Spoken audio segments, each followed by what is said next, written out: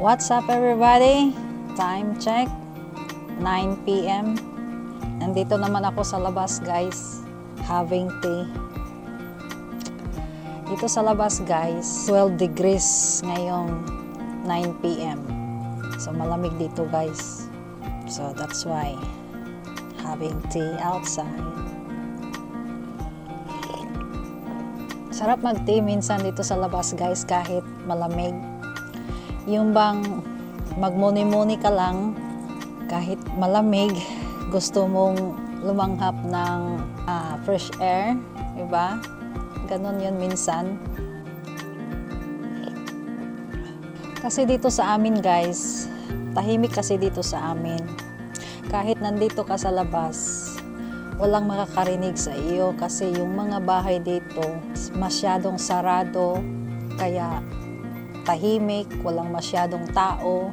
Maganda dito sa labas guys, magmuni-muni. Kaya pumunta ako dito minsan sa labas guys, kahit malamig, kahit gabi na. Kasi pag ganito guys, ang sarap mag-isip, yung bang fresh air, malamig, tapos uminom ka ng mainit na tea. Ang sarap mag-isip dito sa labas pag ganito, tahimik, diba? Ang ganda guys.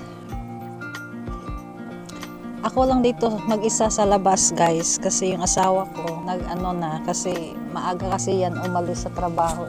So ako dito para makagawa naman ako ng content kahit mainom ng tea, di ba? Magawa tayo ng content. Pansin nyo ba guys bakit yung mga strawberry namin mayroong ganito, yung mga anong tawag nito, aluminum. Kasi guys, kaya nilagyan namin ito ng ganito para yan sa mga ibon yung bang sila dito, natakot sila nito kasi very shiny ito guys, lalo na pag lumabas yung araw matatakot yung mga ibon, diba? Ito yung mga aluminum foil. Kaya nilagyan namin dito kasi yung mga ibon guys, kinakain nila yung mga strawberry namin.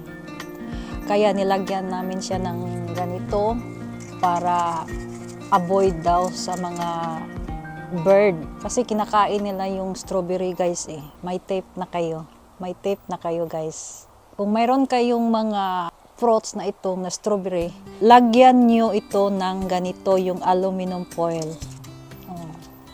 Avoid ito sa mga birds. At mayroon pa guys, ito guys, itong owl, isa din yan guys, maka-avoid sa bird, sa mga ibon. Diba? May tips na kayo guys. Pero ito talaga guys, hangang-hanga talaga ako nito. Effective kasi talaga siya. Ito siya. Diba? Yung aluminum foil. At saka guys, mayroon kaming yan, yung umiilaw na yan. Yung bang, nakalimutan ko yung pangalan yan. Isa din yan guys, makaka-avoid sa mga birds, mga cat. Yan. Nakalimutan ko lang yung anong pangalan nito guys. Parang ito eh. Ultra, I don't know, I forgot the name.